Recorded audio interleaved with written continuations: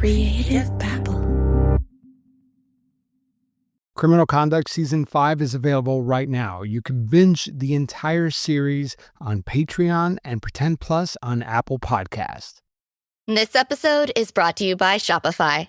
Upgrade your business with Shopify, home of the #1 checkout on the planet. Shop Pay boosts conversions up to 50%, meaning fewer carts going abandoned and more sales going cha-ching. So if you're into growing your business, get a commerce platform that's ready to sell wherever your customers are. Visit Shopify.com to upgrade your selling today. In 2010, Gigi Jordan, a socialite and pharmaceutical executive, used a syringe to force-feed her 8-year-old non-speaking autistic son, Jude, a deadly cocktail of painkillers, anti-inflammatories, vodka, and juice. You killed Jude. I gave Jude, yes, an overdose of medication, yes. This audio is from a CBS 2 jailhouse interview with Gigi Jordan. Wanted him to be safe and at peace at any cost. So why did she do it? Why did she kill her own son? Because she believed that her son Jude typed out that he was being sexually assaulted by his father. She was typing, "I'm afraid, I'm scared, I'm having the memories of him raping me." The CBS 2 reporter asked her about the typing. You know people are skeptical about Very. the typing. They said you might have even done it yourself. Correct. This case is shocking and extreme. If facilitated communication led this mother to take Jude's life, it shows how dangerous these methods can be. And for the most part, Kai Dickens, the host of the Telepathy Tapes podcast, ignores these issues altogether. Here's journalist Zaid Jilani again with the American Saga. The troubling part about this is it's not really just an infomercial for telepathy. I mean, there's all kinds of woo-woo podcasts who claim all kinds of supernatural and paranormal things. Sometimes I like to listen to them. They're interesting and they're fun. Why not? But what she's doing in particular is also trying to validate a method of communicating with nonverbal autistic kids that has a very troubling history and that has led to really severe exploitations all the way through like sexual assault and even murders. In today's episode, we are going to continue our discussion about the hit podcast, The Telepathy Tapes. And we're going to take a closer look at Dr. Diane Powell, who is the central scientific expert in this podcast. If she thinks telepathy is real, then what else does she believe? I'm Javier Leyva, and this is Pretend. Stories about real people pretending to be someone else.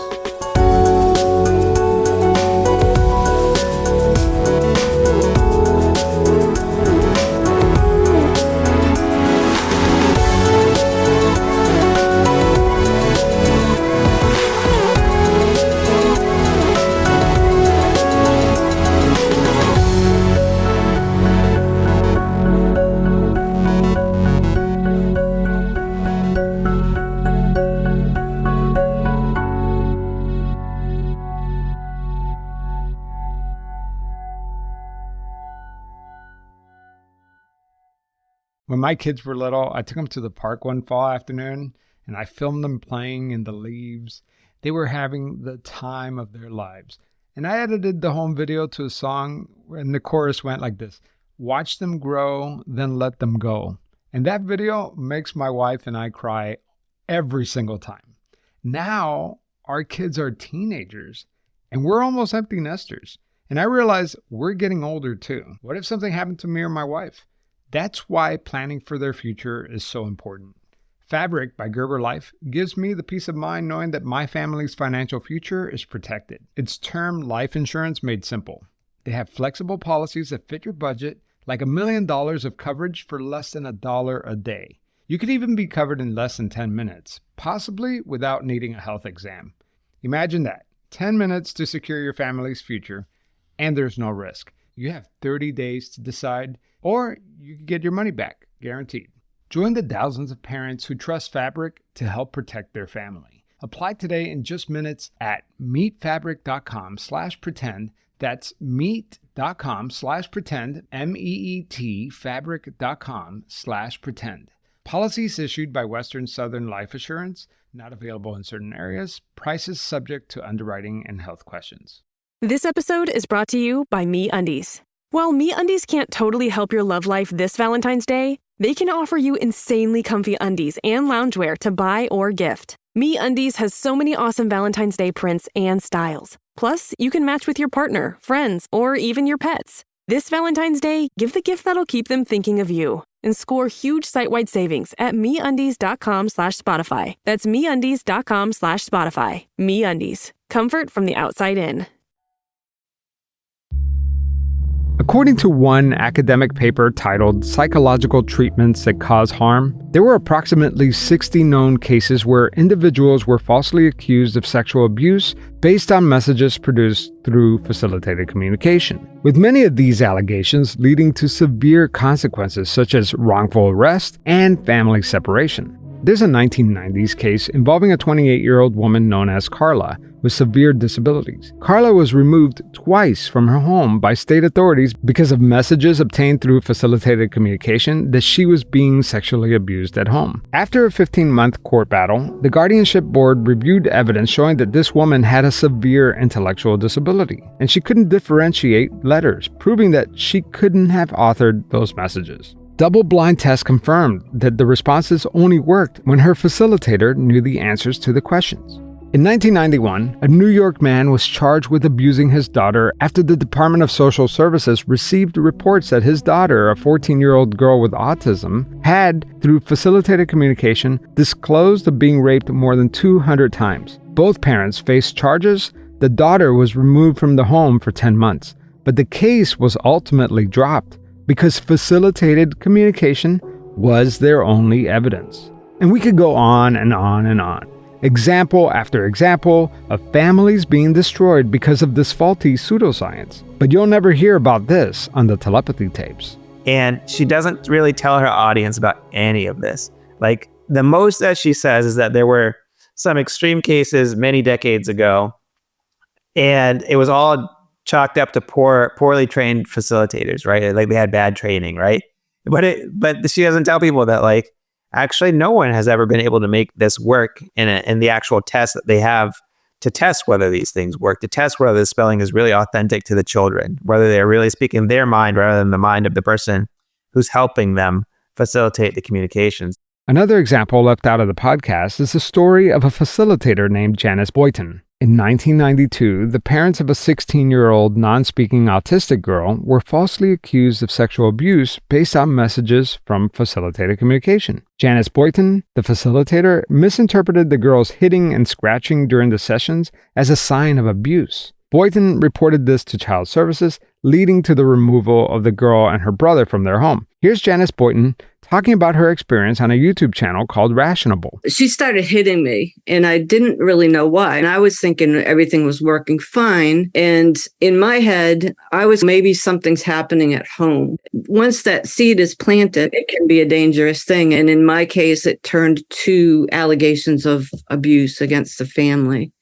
It's hard to admit it, and this is why facilitators don't like to be tested, but all of the allegations were based on my information, the information that I had or made up during, and you don't do it intentionally. You're thinking it's coming from the other person, and I ended up deciding to test it, to go ahead and test it. So they did double-blind testing, which meant that the information that both of us were shown during the testing was blind to me. I didn't have anything to do with making the protocol, or I didn't know what the activities were going to be.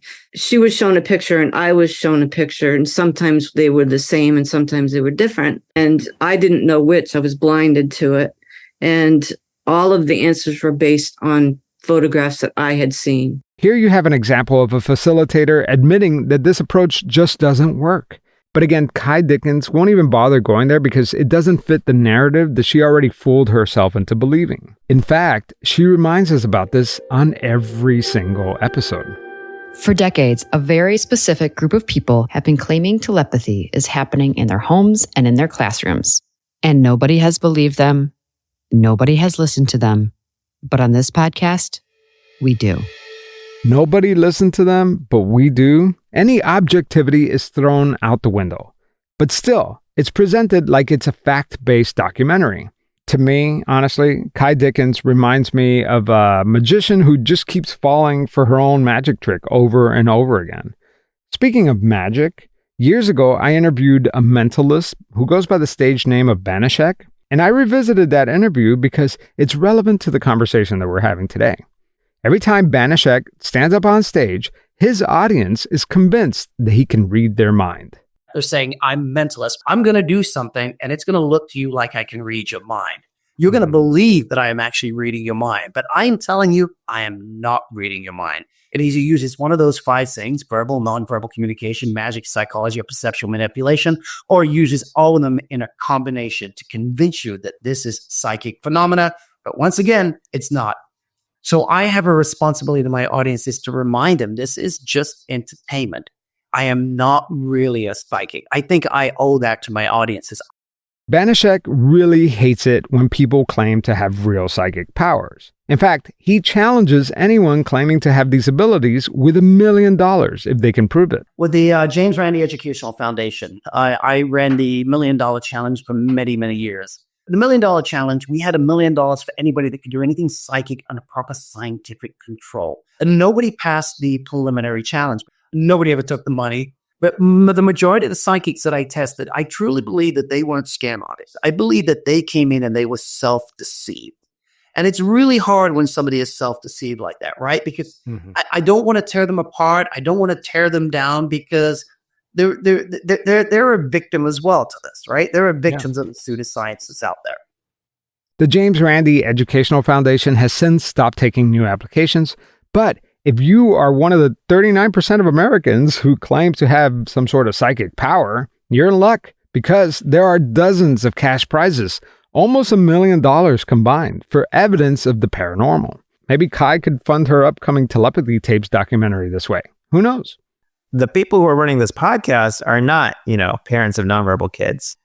I think for them, it's more of a I found something really cool that's letting me go on a spiritual journey. And also a lot of people out in the country would really love to see it. And I make documentaries for a living. And I think I could sell this to a network. And it feels a little bit more exploitative what the producers of this podcast series and the upcoming documentary are trying to do, because they're not, the parents of these kids, right? But they're seeing them as almost like an opportunity. And I think that also kind of rubbed me the wrong way when I was exploring this world. Yeah, I mean, I definitely want to get into that too, because she definitely has the chops, right? I mean, you and I are both in journalism. She's obviously presenting this as journalism, but right off the bat, at the top of every episode, she lets the audience know that she's a believer. Like, there is no veil of objectivity or Yeah. So the Telepathy Tapes, this podcast series that Kai Dickens has created, it's sort of a 10-episode journey into this world of nonverbal autistic kids. And the claim by the host, Kai Dickens, that they have telepathic powers. And if you start on the first episode of this series, Kai does express some skepticism, she's not 100% sure about this. She wants to test it and see it for herself. So she does go and see it for herself. But after, I would say, about halfway through that first episode, you don't hear any more skepticism throughout the entire series, right? You go through the next 9.5 episodes, and Kai just speaks about these things as if they're 100% proven. The phenomenon is 100% real. And by the way, it almost reminds me a little bit like the founding of a new religion, because one, you see a miracle. Kai sees children do this, or she says she sees them do this in the first episode. And then every episode after that, the miracles kind of escalate, or the revelations kind of escalate, because not only are some of the children telepathic, but the children have precognition. They can predict events before they happen out in the world. They can meet each other telepathically on a place called The Hill from thousands of miles away across the country that no one has known existed until now. Some of the kids can speak to the dead. Some of them can see spirits. And speak foreign languages. Yeah. Speak foreign languages. And I think they hint that in the upcoming season, they want to discuss telekinesis and how some of them can do that. But it just gets more and more fantastical as the host gets less and less skeptical, right? So you're in a situation where, it doesn't feel like a work of journalism, right? It feels like a work of advocacy. Like she has become a paid infomercial for this phenomenon. We focus a lot of our attention on the telepathy part, which is just the first few episodes of the Telepathy Tapes. In episode 3, Kai Dickens introduces us to all kinds of wild concepts, like The Hill. Here's a clip. When I first heard mention of the hill, I shared that with Maura, and she asked Amelia about it immediately. And I asked, do you talk on the hill? And she said, yes. And I said, do you have friends on the hill? And she said, yes. And I asked, well, who are they? And she said, Fiona. And so I tried to find Fiona at school, and they couldn't find Fiona. And so we kind of dropped it. And this is like now 3 years later. And, now she's telling me this friend, Fiona, is her best friend. And I was like, oh, okay, so not at school, your best friend on the hill. In the telepathy tapes, the hill is described as the spiritual place where nonverbal autistic kids can connect telepathically. It's supposedly where they meet, share knowledge, and socialize in ways that we cannot see. The podcast claims that this is how they access hidden knowledge and extraordinary abilities. It's how these children with limited education seem to have extensive knowledge about complex topics and abstract concepts. Then, in episode 5, it's revealed that these telepathic kids have other abilities too.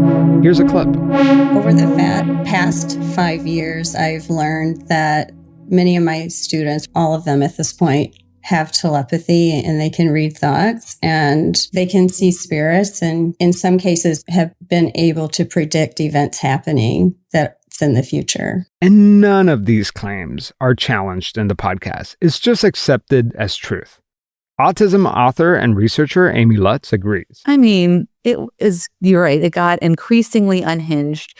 It's not because the facilitators are controlling the output, it's because the spellers are psychic. They can read the minds of their facilitators. Suddenly, these spellers are fluent in languages they never were taught.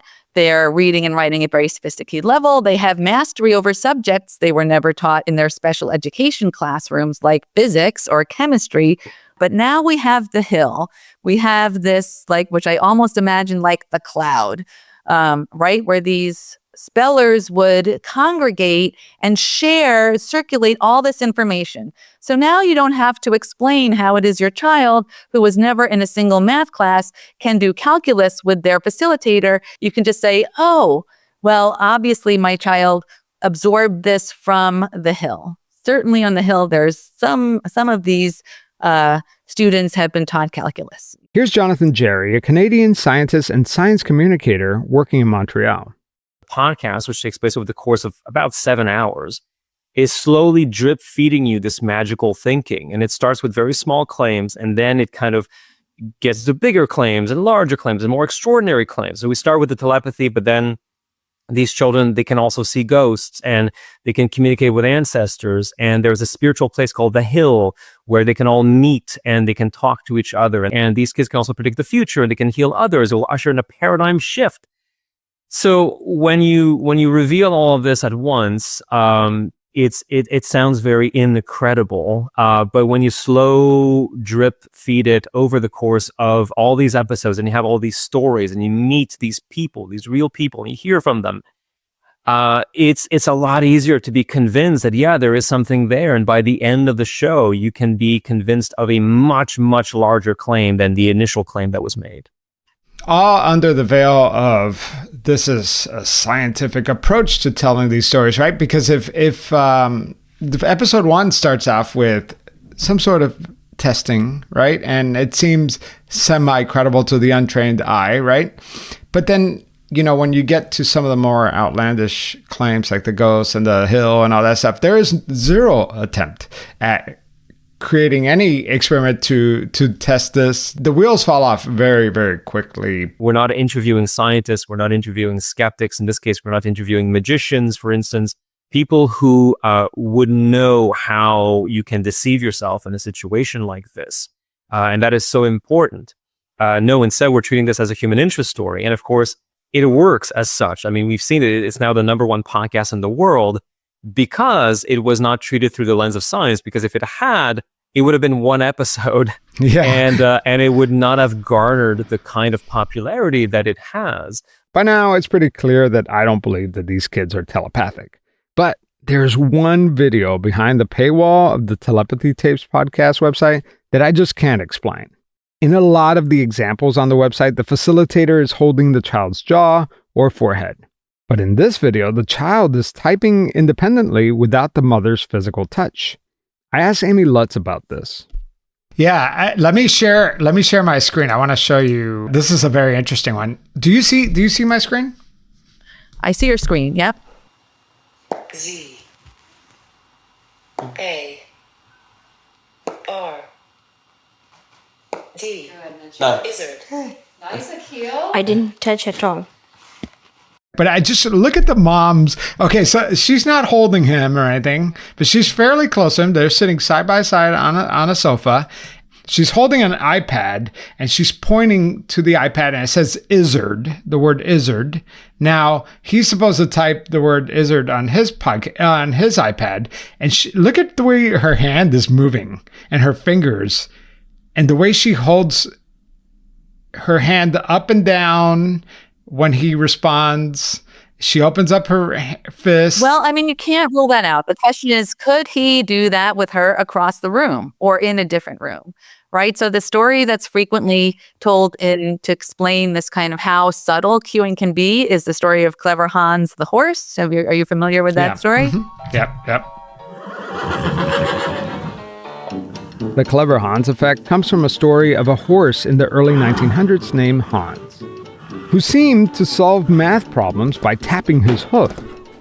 People thought that Hans was brilliant, but a psychologist discovered that he wasn't solving the problems, he was just reading the subtle cues from his trainer, like changes in posture or facial expressions. And this is not at all to compare disabled children with animals, but just to say that we know that physical cueing can be extraordinarily subtle. And that is what's so hard about this topic, because everyone wants the best for these children. And any criticism about this seems like an attack on the community. Here's Jonathan Jerry again. When you're criticizing facilitated communication, when you're criticizing the claim that these children are telepathic, it can very easily be perceived as an attack on the parents, on the children, as a misunderstanding of autism. It can be seen as you are not being an ally to people with a disability, for instance.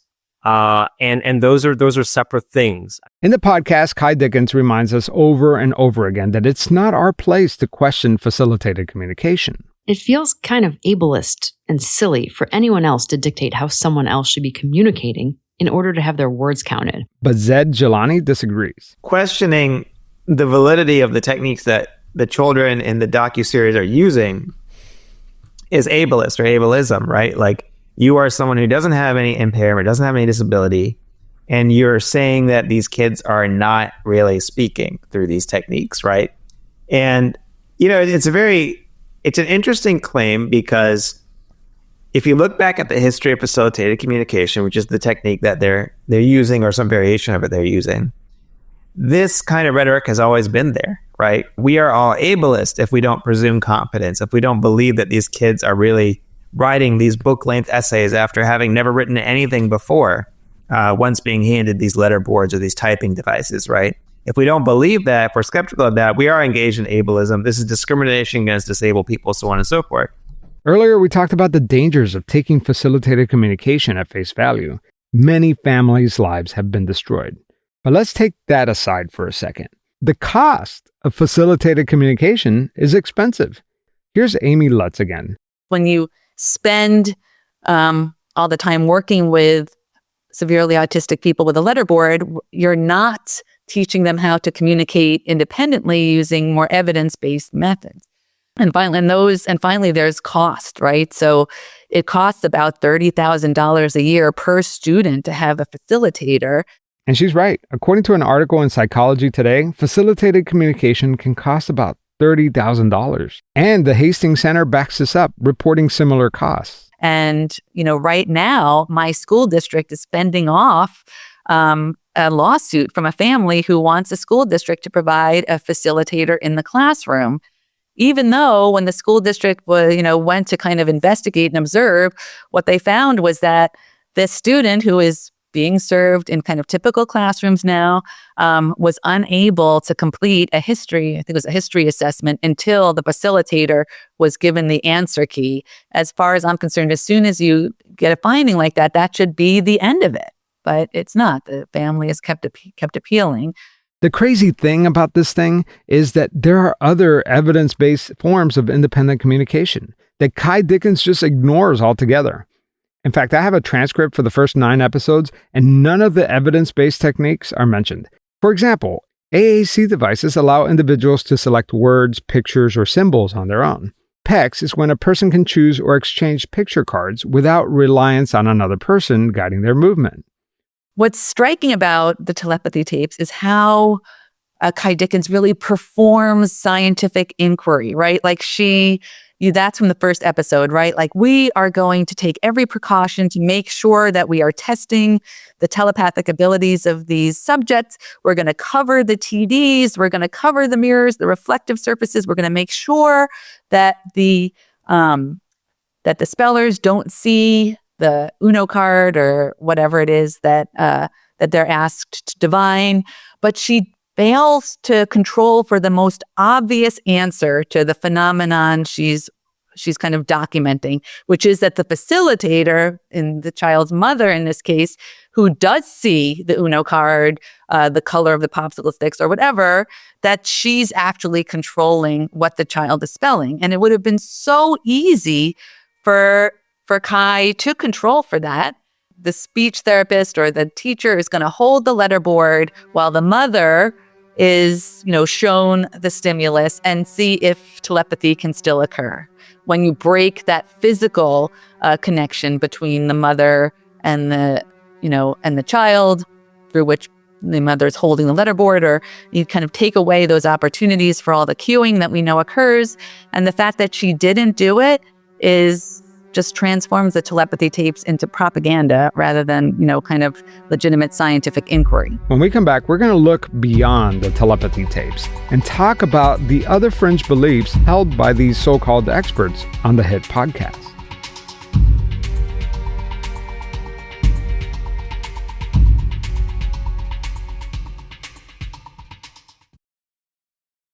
Don't miss out on the final football game of the season with Prize Picks. Join now because Prize Picks are giving away a free pick for the big game where 1 yard equals 1 win. Just pick more or less on at least 2 players for a shot to win up to 1,000 times your cash. Download the Prize Picks app and use code FIELD and get $50 instantly when you play $5. That's code FIELD on Prize Picks to get $50 instantly when you play $5. You don't even need to win to receive the $50 bonus. It's guaranteed. Prize Picks. Run your game. Must be present in certain states. Visit prizepicks.com for restrictions and details.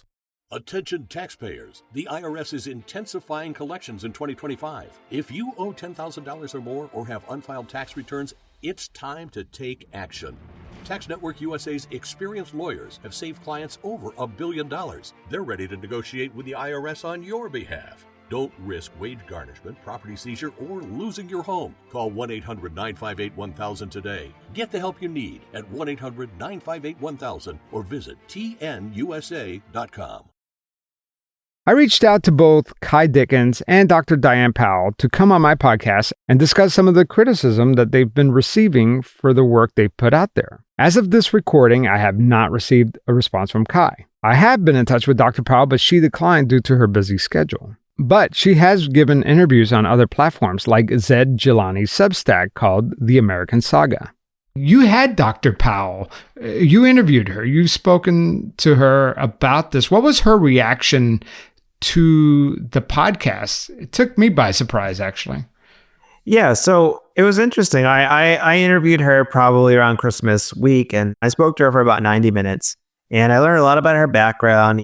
And I think a couple of things were clear to me. One was that Powell, I think, had a personal experience that shaped her tremendously when she was younger, that led her to really deeply believe in paranormal and parapsychology. And so I think she came into this kind of with a Fox Mulder mentality, like she really wants to believe, right? Like the X-Files. Although Powell wants to believe, she's also been in a context and an environment where she deals with, people in the medical field. I think she does seek credibility in her field. Like she actually wants to prove it. Like she believes in it enough to want to prove it, right? And so when I spoke to her about the experiments, she told me that she really didn't want to do any experiments where the parents were touching the child. That Kai kind of brought those into the documentary and insisted on doing them. I found that kind of surprising because in the documentary or in the series, Kai and Powell always seem like they're in sync. And it seemed like Kai wouldn't be doing it unless Powell approved, because Powell was her chief scientist, and like all her credibility was based on Powell. And I was actually surprised that Powell admitted that to me, that like she didn't really like the experiments that she did in the podcast series and that she wants to do better ones. It wasn't though that Powell doesn't believe in it. Like she told me she thinks Mia is probably telepathic. It's just that the experiment like wasn't going to convince anybody because of how it was done.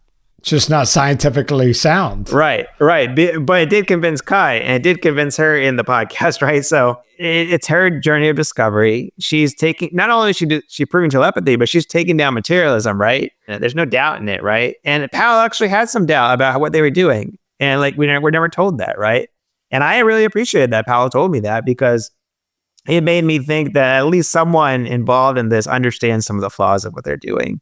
Even if she really wants to believe, and she kind of does believe, she still understands they got to do better if they want to prove this to people. Kai Dickens doesn't really act that way. Kai Dickens always portrays anyone who doesn't believe any of it as just like a cynical materialist, part of the scientific establishment.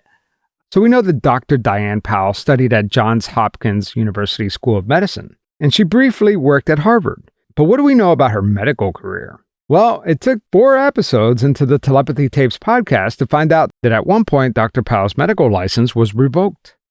When Dr. Diane Hennessy Powell published her book, The ESP Enigma, the medical board fined her and revoked her license without even reading it.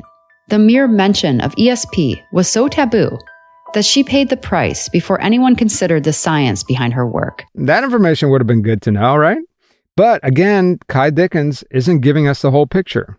So Jonathan Jerry, a science communicator, looked into it. She's being presented as an expert and also as somebody who has been shunned by the mainstream because her ideas were a little too out there, but maybe she's onto something, and maybe she's been canceled. That must mean that they're onto something real. So I think that is a very juicy type of presentation, if you will. In your article, you pointed out that the medical board in Oregon suspended her license, right? And you point to those documents. I read them too. At first, you're thinking, well, is this a direct correlation to the work that she was doing with facilitated communication or this topic in general? And it turned out to be something completely different. Sure. So on the show, it is mentioned that her medical license was temporarily revoked after she published a book called The ESP Enigma, ESP meaning extrasensory perception, but that it was reinstated after the board reviewed her research. So, of course, I went to the website of the Oregon Medical Board to see what the official documents had to say, and there was no mention of the book. There was no mention of her research into psi phenomena. What is actually being said by the Oregon Medical Board is that they suspended her license for poor management of therapeutic boundaries, for incomplete chart notes, for a disorganized approach to treatment, a failure to respond to significant patient symptoms, and concerns over her management of patient medications. The official reason for her license being revoked was much more mundane. Why would Kai Dickens mislead us this way? The board even asked her to undergo a psychiatric evaluation. She was allowed to resume practicing medicine under a strict list of conditions, which was waived in 2012, and now the board's website lists her license as lapsed. Jonathan Jerry's article on Dr. Powell evoked strong emotions. Kai Dickens went as far as issuing a statement from Dr. Powell on the Telepathy Tapes website. Dr. Powell wrote, and I quote, "Jerry misrepresented what happened between me and the medical board. He says that I have a lapsed license, but I got my license back at the very next board meeting after it had been taken away. I don't have an active license now because I retired last year." She disagrees with that. She believes that she has retired. She would want the website to say, that she's retired. But if she disagrees with their use of the word lapse, then she needs to take it up with them. Kai Dickens keeps telling us that Powell, taught at Harvard. She did teach at Harvard for a couple of years, but she brings it up repeatedly. She talks about how nice her house is. Rupert Sheldrake, a British guy who she interviews, she tells us, she keeps telling us that he was at Cambridge. Like, she likes invoking these like credentials, when it helps her argument. But when people are against her, then they're the establishment. And, I found that to be a little bit of a kind of a disturbing set of arguments from her, because it seems like she's using these credentials to boost her case. But if they're against her, then they're just evidence of corruption or closed-mindedness or so on and so forth. I mean, just zooming out, not to talk about Dr. Powell specifically, but I think we have to remember that there are people with fringe ideas everywhere, even people who have graduated from the top medical schools at the top universities around, people who have received a lot of acclaim. There's a thing called the Nobel disease, where people who have received Nobel Prizes later on in their career go on to embrace very strange ideas, have no good evidence behind them, because they end up being surrounded by a yes man, and they're so respected, and they can very easily sort of go off the deep end, especially in a field that they might not be entirely familiar with.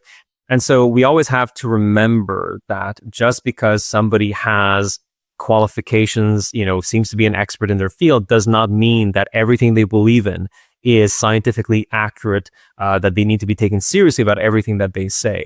Yeah. And in this case, there are well-meaning people with fringe beliefs that could cause, misinformation to spread. We are all susceptible to deceiving ourselves, even those of us with university degrees, even people with medical degrees.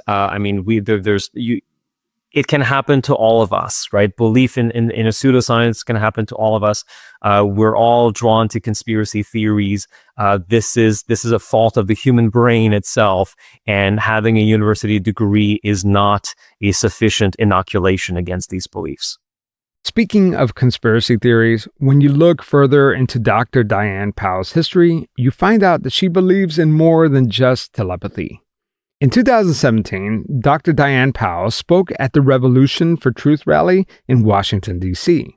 The rally was put together by leaders in the anti-vaccine movement. Notable guests included RFK Jr. Here's reporter Zaid Jilani again. They held a rally saying, we got to set up this commission. We got to do vaccine safety. We're over-vaccinating kids. Vaccines have a link to autism. One of the organizers of that rally was Dr. Diane Powell. There is a video of her that you can watch where she is very, very adamant, saying we need to stop the insanity. We live in a schizophrenic society with lots of cognitive dissonance. When you have doctors doing things and they are doing harm, and there are doctors saying that vaccines are oftentimes the final straw that tips a kid over the edge. And yet they all say this real quietly. A woman who is a neonatal nurse, she said to me, and she's Jewish, her parents escaped the Holocaust. She said to me, I pray every day I go to work that I don't go to hell for what I do. But she has no choice, because she has a family to support. About 20% of children who get diagnosed as autistic have reversible symptoms.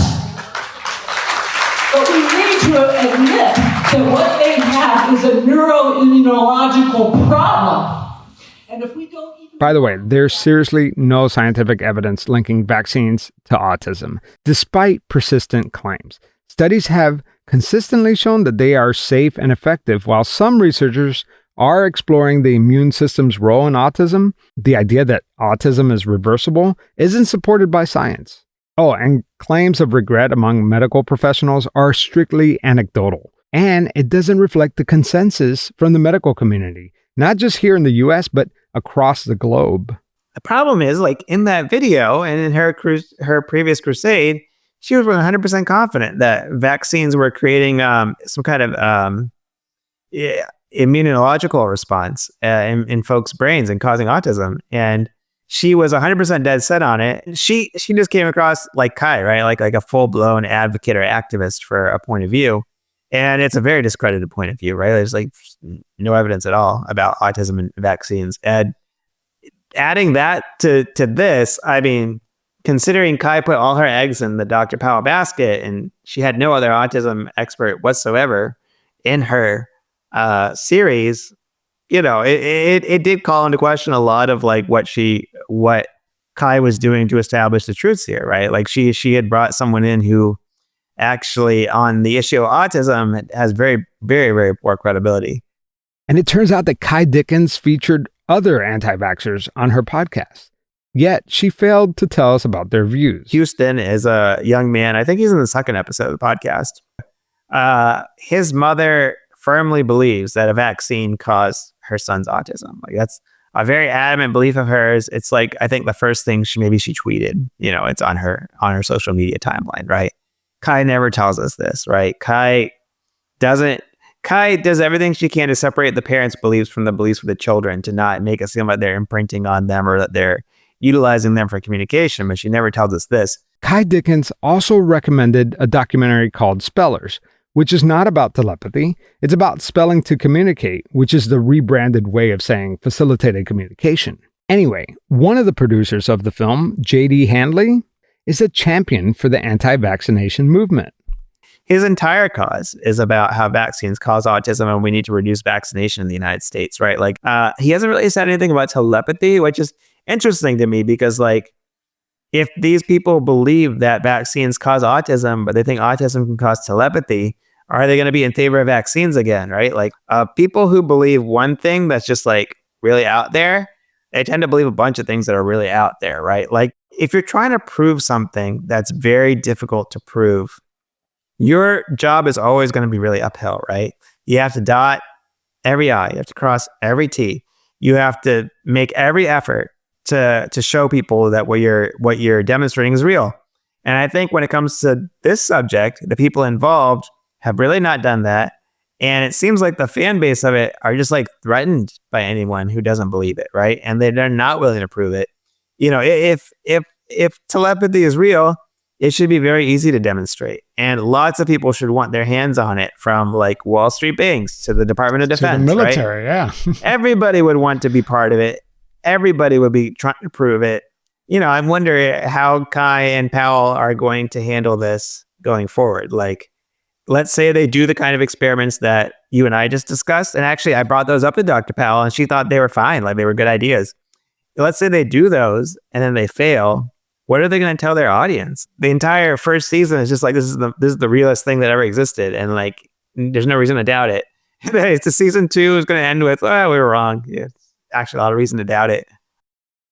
Thank You for Your Interest is a show where people just like you and me come on and share their professional rejection stories. Think of it as part therapy, part venting to your best friend. The stories you're going to hear are heartbreaking, hilarious, hellish, sometimes a combination of all three. I tell them that I'm upset about this. And that was when my boss said, well, you've changed since you've had a baby. If you think you have a story to share, visit our website at tyfyipod.com to learn how you can be a guest on the show. That's tyfyipod.com. Thank you for your interest. A lot of people are like, is this a grift? Like, is Kai just doing this to make money or fame or something? I kind of feel like she believes it, but there is an element of that there because now she's staked a lot of professional credibility on it, right? She made 10 episodes saying that something is real with zero doubt in her mind and convincing thousands upon thousands of people that's real. This was the most popular podcast in the entire country over the Christmas weekend. It was beating Joe Rogan and everything. Thousands upon thousands of people listen to this. And so once you've staked out your reputation like that on a claim, you do feel a professional necessity, a matter of survival, to defend it. And that's why I wish she hadn't gone so hard on this, because now it's going to be really hard for her to climb down if she has to climb down. And almost certainly she will. Because I don't think this will survive proper testing. But maybe Kai Dickens didn't know that much about it before, but now that several critiques have been written making this point, it is really on her if she wants to like support these outrageous claims to kind of address this issue. The fact is that these kids, the severely autistic kids and even adults, often have significant intellectual disability that limits, the kind of complexity of what they can communicate. That's what it took me a long time to realize with Jonah. Just that, the problem with Jonah wasn't his very rudimentary speech, which is how he communicates. He can say, as far as I can tell, everything that he's thinking about. The impoverishment comes from his, lack of abstract concepts and from his intellectual disability. And his speech is sufficient to communicate what it is he wants to communicate. The simplest answer is that we're all different. We all have different developmental abilities in terms of intellect and physical abilities. And the simplest answer is that we should just accept people for who they are, right? Of course. Yeah, you're not doing kids, autistic people, any favors by pretending away their impairments and deficits and putting them in environments that they wouldn't choose and that aren't appropriate for them. You have to meet people where they are and, kind of provide the supports that will give them the best lives. Yeah. And celebrate the best of their ability, right? Like in terms of your son, he has some traits, the way you described it, that are just, amazing, right? In terms of his ability. I mean, everybody is amazing, especially to their parents. So there's a ton of stuff I love about Jonah, but it's really important to me to engage with him in a way that's meaningful to him and not, sit there and read to him, play opera for him instead of Sesame Street music, that isn't something that would make him happy. So I'm just all about building a life for him that makes him the happiest, whatever that looks like, even though it's not a life that would make me happy. What matters is what makes him happy.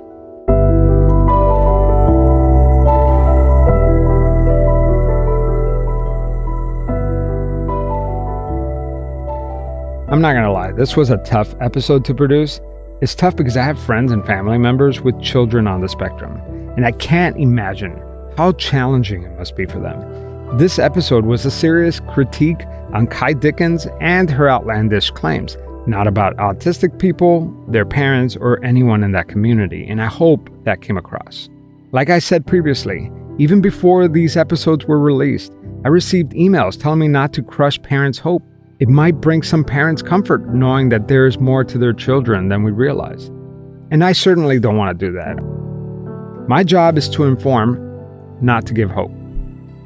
I want to encourage parents to be critical of facilitated communication and embrace more accepted ways of independent communication. I stress independent. Does that make sense? Just because you can't speak doesn't mean that you're not intelligent. Those two things are not the same. Thank you for listening, and we'll be back next week with a brand new episode. As always, you can get early and ad-free episodes on Patreon and Pretend Plus on Apple Podcasts. Talk to you soon.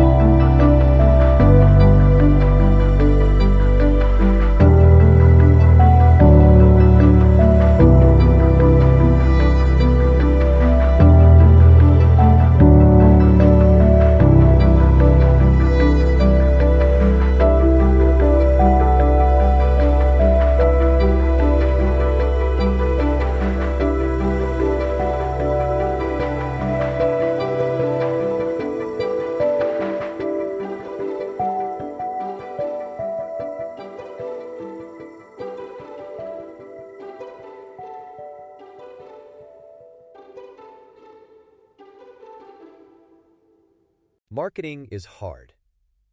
But I'll tell you a little secret. It doesn't have to be. Let me point something out.